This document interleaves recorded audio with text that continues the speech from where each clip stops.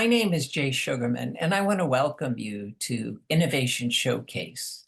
The main purpose of this ongoing series is to inform viewers about exciting innovations and creative individuals across the fields of business, science, technology, education, and the arts. Today via Zoom, we're fortunate to have as our guests award-winning nonfiction writer Melissa Stewart and highly acclaimed illustrator Rob Dunlavey. They're here today to inform us about their recently published book entitled Whale Fall: Exploring an Ocean Floor Ecosystem. This engaging and informative children's book details the end of life for a whale, also known as a whale fall. During the program, we're finding out why and how the book came about, and in the process, come to better understand and appreciate what happens when a whale's body sinks to the ocean floor and becomes an energy-rich food source for organisms living in the deep sea.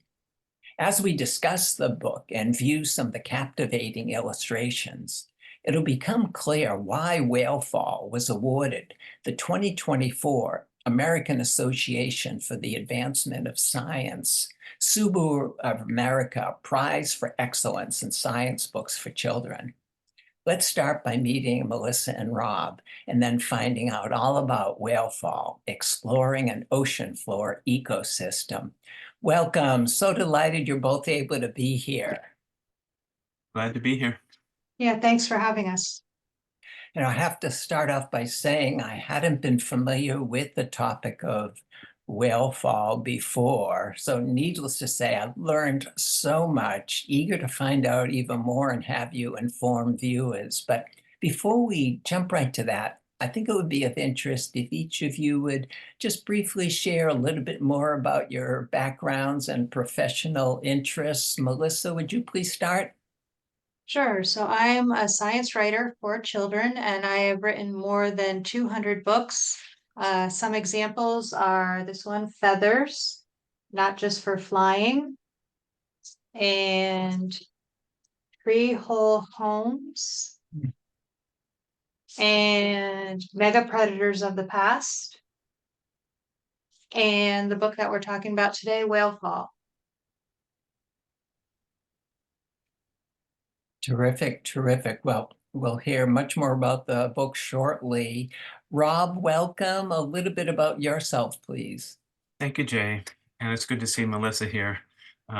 We've done some author events together, I think two, and they've really been a pleasure getting to know her.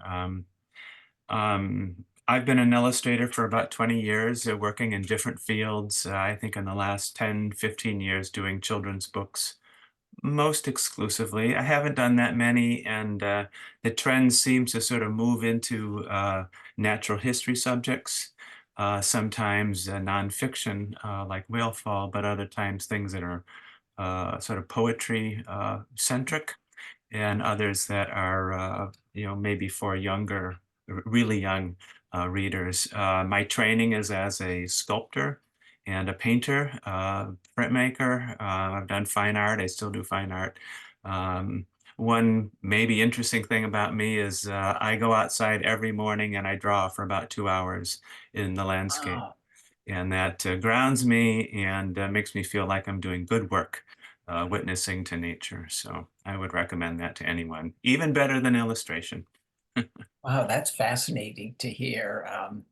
Would like to hear much more, maybe on another occasion. But moving on, Melissa, for those not familiar with the topic, would you please just briefly share what a whale fall is and how you became interested in the subject? Sure, yeah. So I loved your introduction, your description of it in the beginning. Just to sort of expand on that a little bit, a whale typically lives for perhaps 75 years, but when it dies, it falls to the ocean floor, and for another perhaps 50 years, this teeming community of life is able to survive in this amazing ecosystem.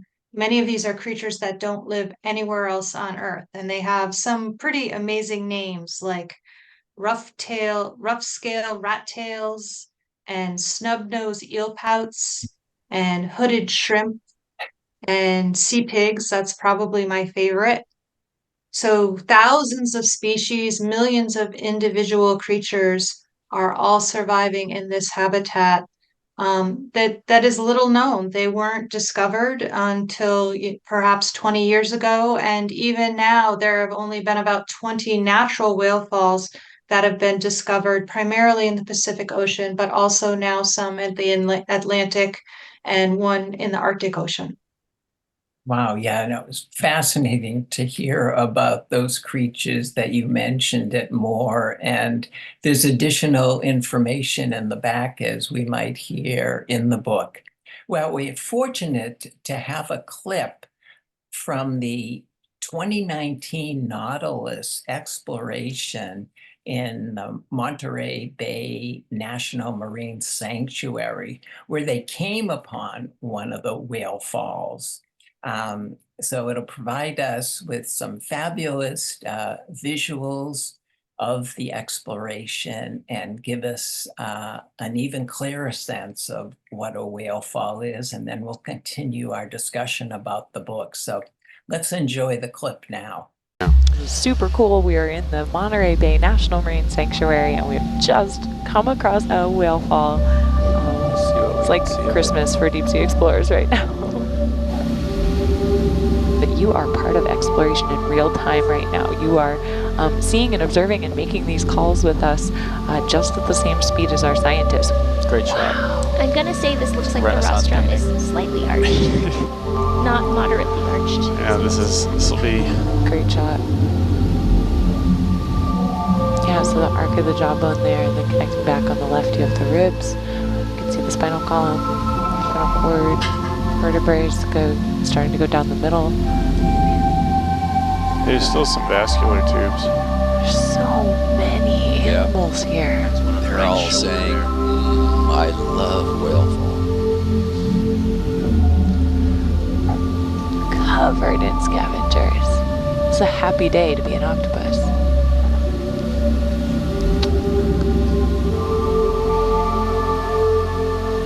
We're thinking this is 4 to 5 meters long. You can see them. There's sort of a Let's red come internal down to cavity that you see with the 23. white around it, and then it flares at the end, and you can see a couple different. mezzo. So many amphipods on there. So those are the bone worms.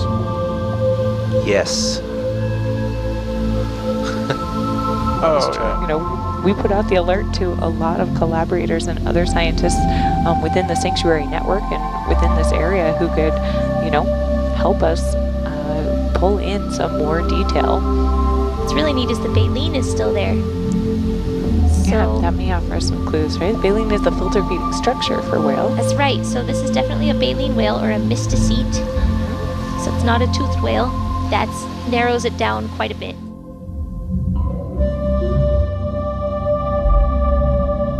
You know, listen along with us, watch along with us, send in your questions. We want to know what you want to know about this brand new discovery.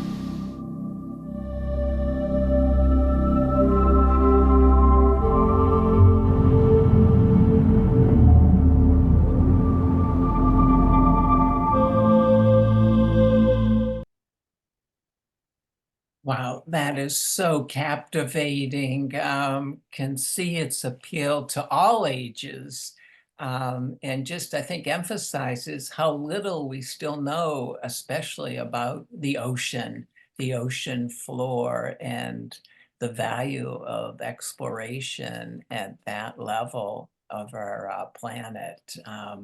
Fascinating. We talk so much more and enjoy more clips, but Melissa, moving on, how did you envision and go about writing the book? Great question. So the idea for this book, actually, as often is the case, the idea from one book often will lead to the next book.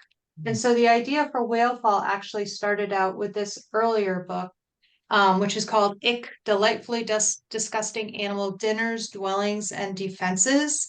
And so this book looks at about 50 different animals that have something disgusting about either the way they create their home or the way that they capture food or the way that they defend themselves from enemies.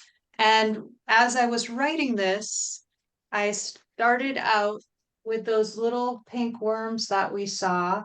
And in the book, in Whalefall, we call them zombie worms, but they actually also have another name, which is bone-eating snot flower worms. And so, of course, in a book about disgusting stuff, that was the name that I used. But you can see here are some images, some close-up images of them. And I was so fascinated by them, and I wanted to know more. And as I delved deeper and deeper into learning about these amazing worms, I discovered that it wasn't just them that's amazing, but they lived in their entire community was equally or maybe even more fascinating. And I really wanted to write a book that brought that ecosystem to kids. There's no other book for adults or for children on this topic. And I thought that kids would really like to know about it, and adults would too.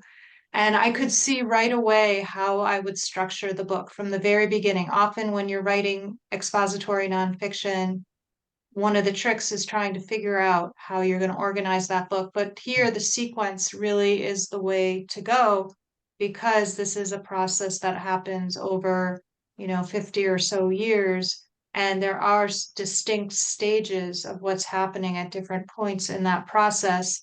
So which animals are coming in first? What are they eating? What group is coming in second?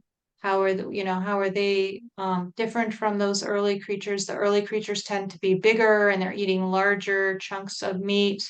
And then as over time, they become smaller and they eat tiny little morsels of food. They're picking it off the bones. They're maybe even eating it off the ocean floor underneath the whale bones.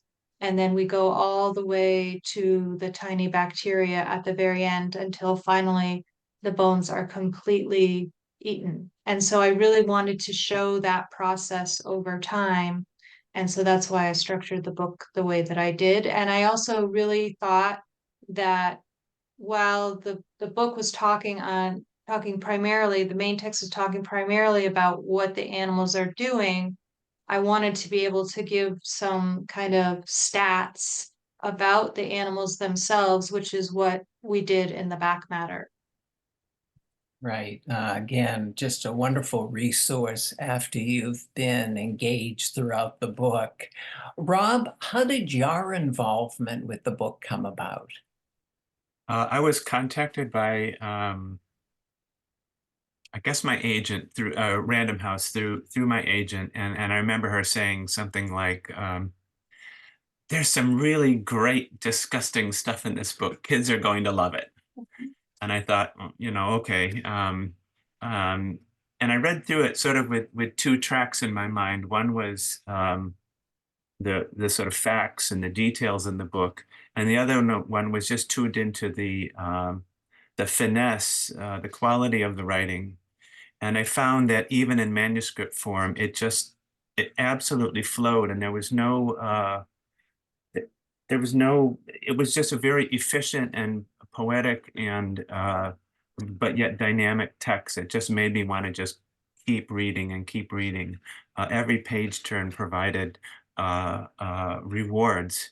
And of course, with that, when that happens, my visual brain starts kind of popping, and I knew that I could do it, but I realized that there was a lot that I didn't know, because I'd never heard of a whale fall. When I first heard the word, I thought it was like a cartoon book about maybe talking about awkward children, but it was using animals instead of real people or something. I had no clue. But very quickly I signed on, and then I think with that manuscript came a list of resources, links.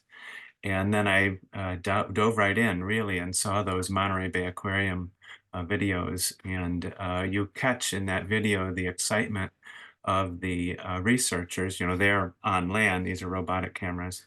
And of course, I thought, well, maybe this is my chance to go down in a submersible, but I didn't have to do that. Someone else took that chance. So, yeah, if we want to look ahead, and if you want to talk about the process, I know we have some slides for that. If you Yeah, want to you've do that put now. together wonderful series to take us through. And let's start with this black and white set. Yeah, so what you're seeing here is kind of a page, a book design tool, something I use on my computer. I'm sketching in pencil on paper, doing lots of sketches, but thinking of the layout with the type. And you can kind of see that on the right side of the screen are all the sort of thumbnails, and then on the left side, there's a slightly larger version of 3 of those spreads. We determined that the book would be a series of spreads. It wouldn't be vignetted single-page illustrations. And that was important because a whale is a very big creature and it's linear.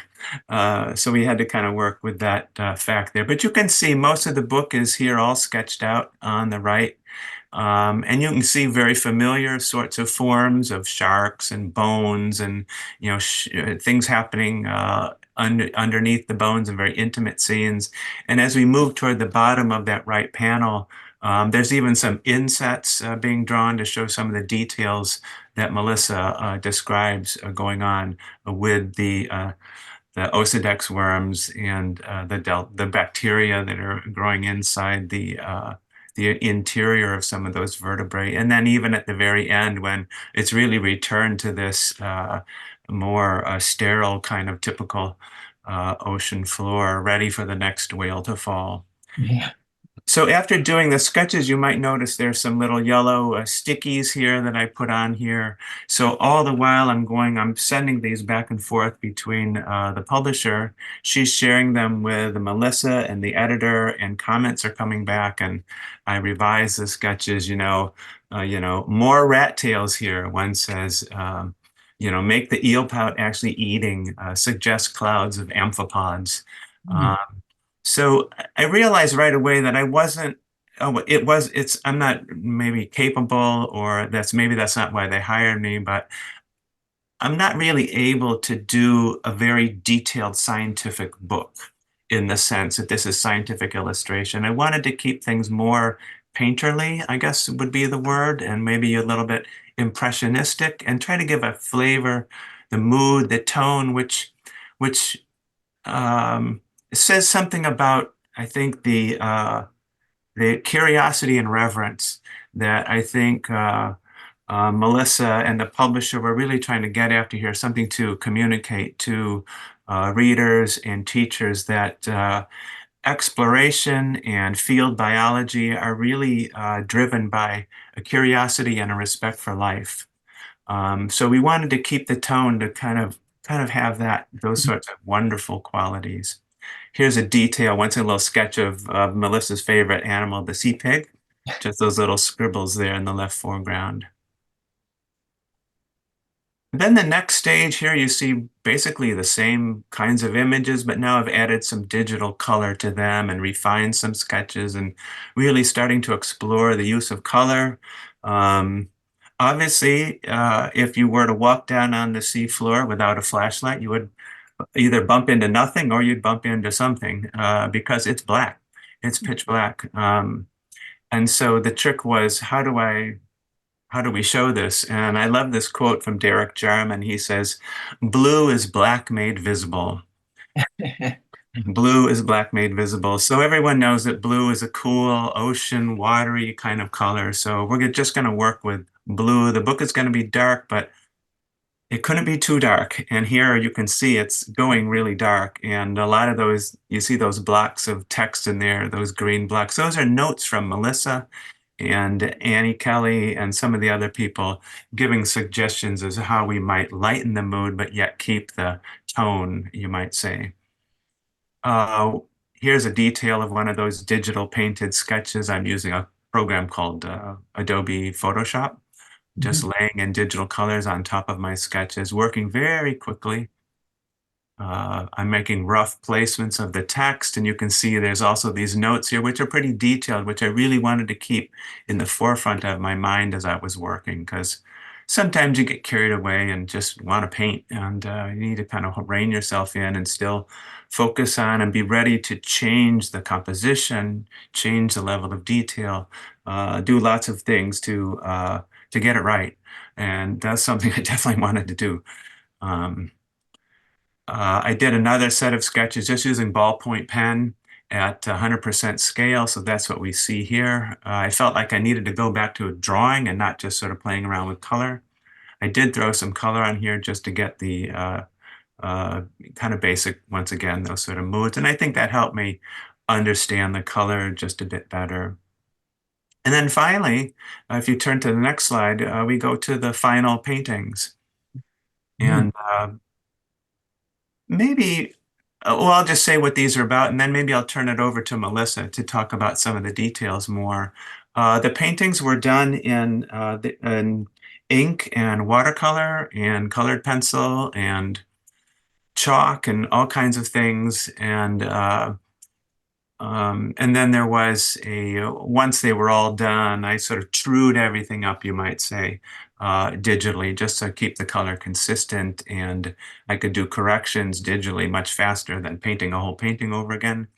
And once again, the whole process is very collaborative. And the artwork's going to the publisher, going to Melissa. We're reviewing PDF documents, versions of these, and making little adjustments and changes as we went. But yeah, this is kind of the final. I believe this was the title page, or no, right before the title page.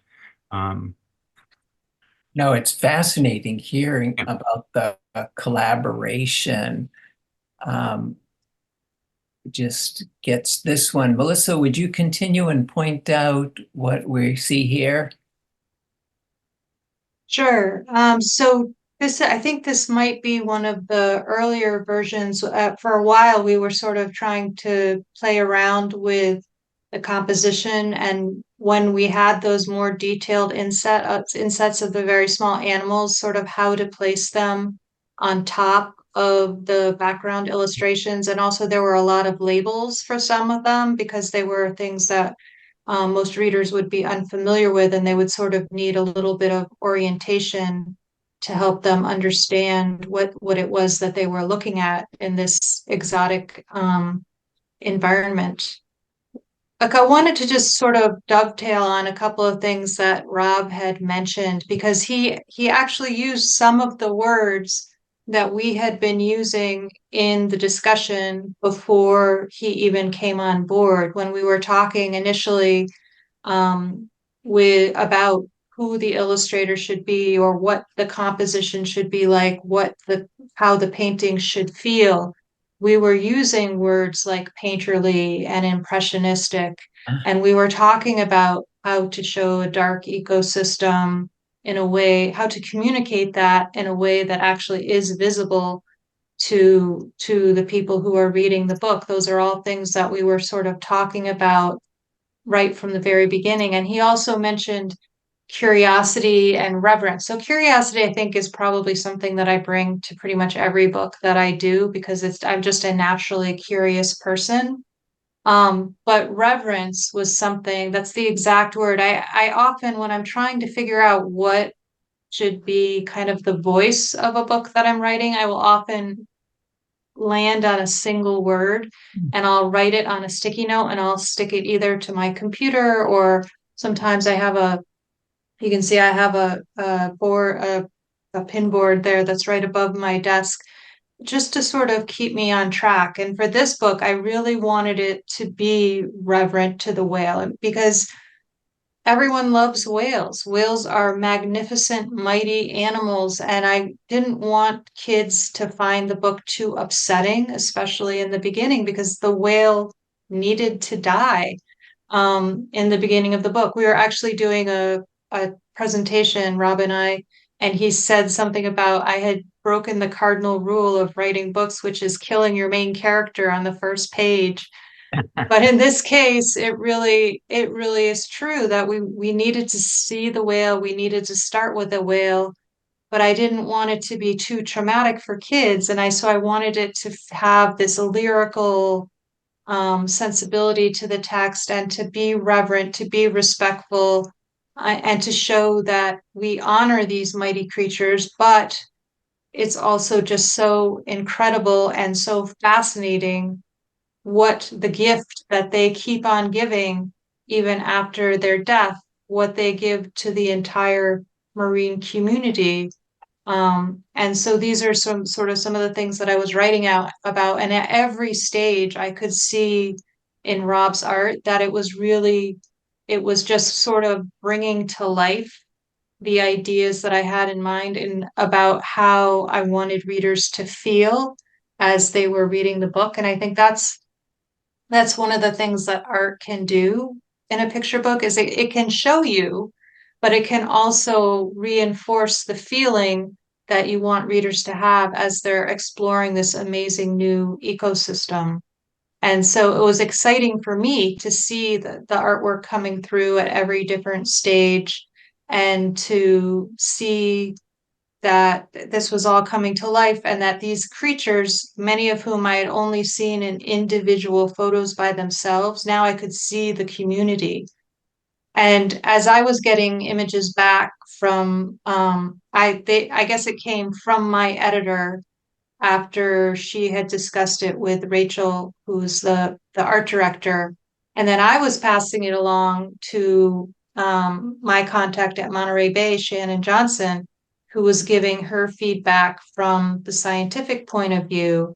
And because we really wanted to make sure that we had art that was beautiful and majestic, but also completely 100% accurate.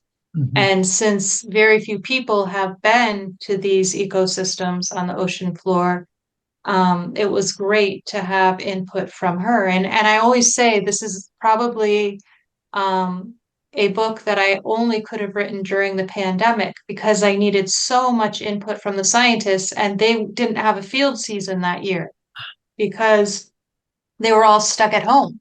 And so they were happy to talk to me about this work that they wish they were doing but couldn't. So I'm so grateful to the people at Monterey Bay and especially Shannon for helping to make this book just as absolutely accurate as it can be. Well, both of your sense of wonder, exploration have come through in our discussion. And I think Rob chose some wonderful adjectives to describe your writing, Melissa.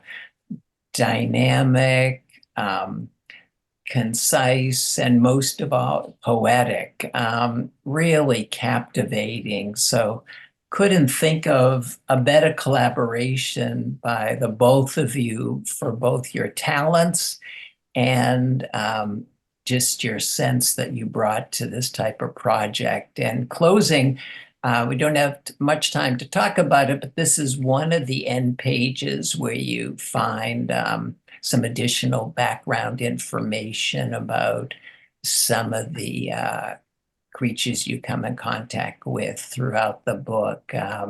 So while there's much more we could talk about, unfortunately, we've come to the end of our time. I want to thank you both so much for taking the time to be here, informing us about the book. Even though it's children's book, like many high quality books that both of you have done before, it's really for all ages to learn about a fascinating topic. We'll have some contact information in the credit, but we have to wrap up for now. Look forward to following your upcoming projects. Thank Thank you you. very Thanks for much. having us. Yeah. Also want to thank those of you watching for joining us and hope you'll be able to tune in next time.